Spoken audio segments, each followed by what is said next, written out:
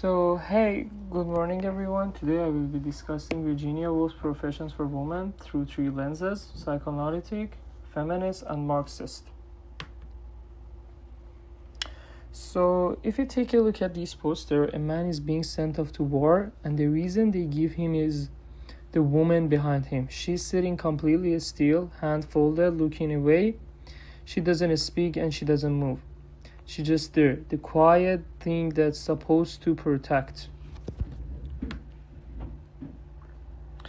The image isn't accident, and it's going to come back to the end. The piece I chose is Virginia Woolf's Professions for Women, and a speech gave in 1931 to women entering paid careers for the first time. My argument is that the essay isn't really about jobs at all. It's about how hardest barriers aren't the ones outside us, like the laws and the locked doors. They are the ideas we have been trained to carry inside.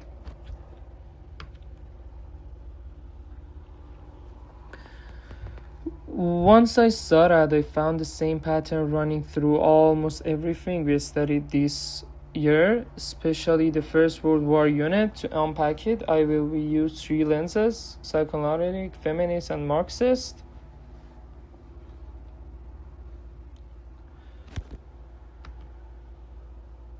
So one quick word from the farm, because it's doing real work. Professions for Women isn't a dry essay. It's a speech written to be heard out loud by a room of working women. So instead of lecturing Woolf tell a story, she takes her own inner critique professions. It's as a character called the angel in the house, and narrators killing her, almost like a scene in a play. The whole speech runs on the perfections, so hold on to it.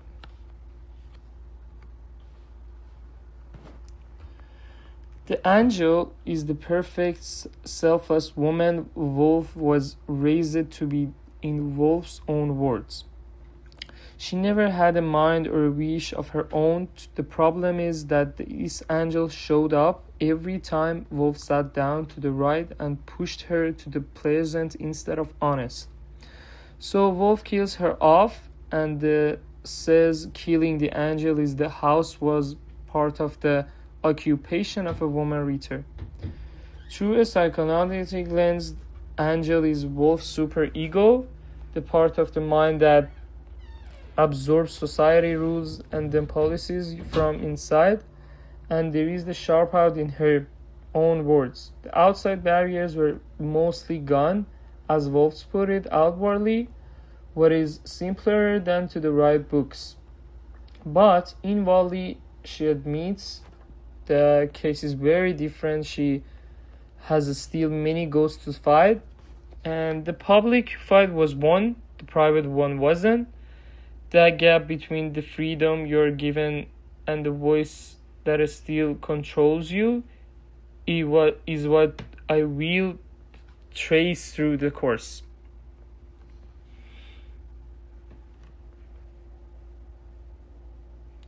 So the clearest version of that inner voice in our war unit is the Littrian, the Charlie's War.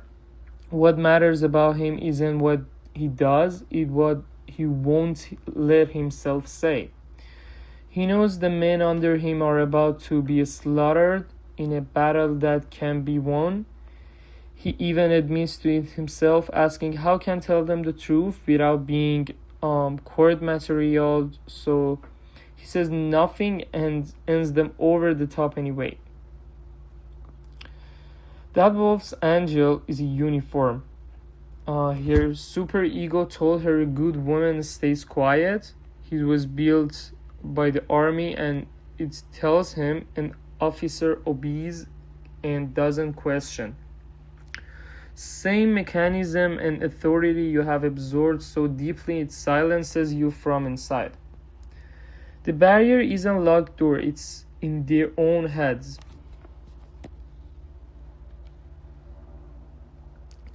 It's the same one in other texts. Take Robert Ross in The Wars.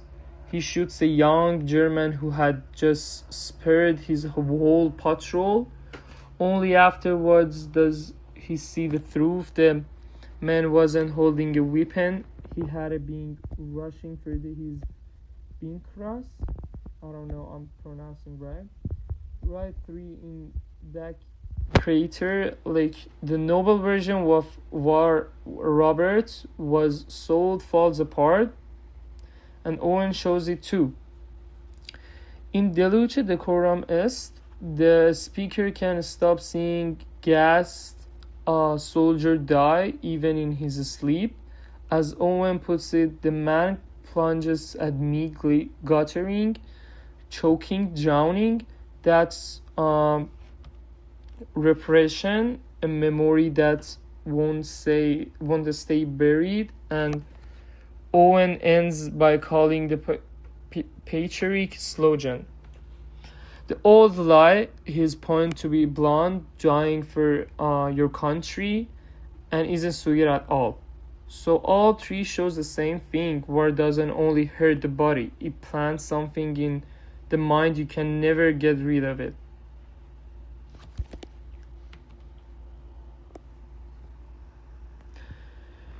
So if the Legion shows the concert of inside, propaganda shows it gets built. Look at Fight for Her again.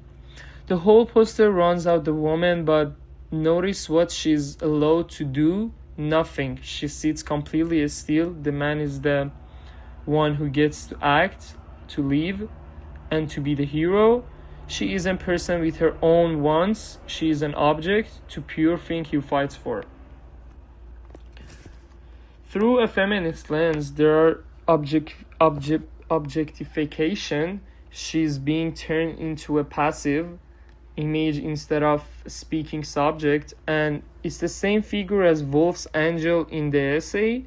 The angel whispers to Wolf, never let anybody guess that you have a mind of your own. That's the silent, selfless ideal in one line. And the poster turns it into a recurring tool. That's why Wolf instincts the angel to die. As long as a woman is a symbol of instead of a voice, she can speak for herself. The perfection opposite is Maya Angelus, Stella Rise. Angelus takes the submissive image that the angel is built on and throws it right back. She asks, did you want to see me broken? Bowed head and lowered eyes. Then she refuses. She repeats the line, still I rise, again and again until it becomes pure defiance. And the poem ends on I rise, I rise, I rise. Wolf kills the angel. Angelus, the speaker, simply refuses to be silenced.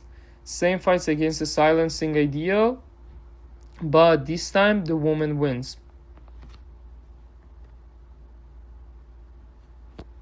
So the last question is why that ideal is so powerful. The Marxist answers because it was manufactured on the purpose. Ideal like patriotism or the perfect woman aren't natural. The ideology is produced and pushed by the people in power because it serves them. The poster are that ideal made literal government printed images to make young men want to die for their states and make women proud to send them. Charlie Wells shows it from another angle. And the story itself, it's a fiercely anti-war, but look at how it reached readers. It ran in Boys comic called Battle, and it cost like 10p. The covers shouted excitement, danger, thrills. And there was a serial 8 advertisement just a few pages from the trenches. So even a story about the horror of war gets packaged and sold to kids as an entertainment. That's a commodification. War turned into a product. And money decides as who gets a voice in the first place. Wolf is blonde, but this, she admits, she could only kill the angel because she had money behind her. She had inherited 500 pounds a year.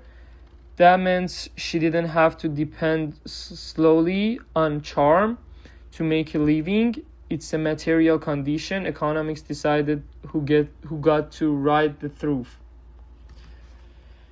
We see the same logic in the diamond necklace. Madame Lucy ruins her whole life chasing to look at of wealth.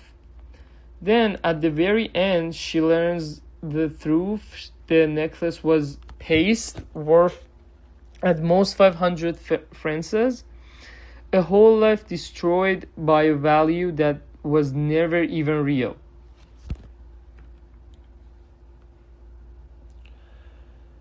So here is how the three fit together. The Marxist lens shows the ideology is built by power. The feminist lens shows the one ideal it builds, the silent, passive woman. And the psychoanalytic lens shows what happens once that ideal gets inside you and it becomes a super ego, a voice that consoles you from within. That's true whenever you are Wolf at her desk or a lichen who knows the truth and can say it. That's the thread running through the whole course, from Wolf's living room in 1931 to the trenches of the First World War. The gap is the same every time, the gap between the ideology you are handed and the truth you actually live. And there is what stayed with me. So many times in my life, something has stopped me from acting actually. And it was never an actual rule. It wasn't my parents or governments. It was an unwritten one, a taboo I would absorb. Fear of the consequences, like not feeling confident enough. The sense of society would push back if I stepped out of line. And I'm not even sure those beliefs were ever right or ever really mine. So when Wolf kills the angel, what I look from it, it's that the fight isn't with the other people. I don't need to argue with everyone around me. I had to fight myself, the part of that keeps accepting those expectations without ever questioning them.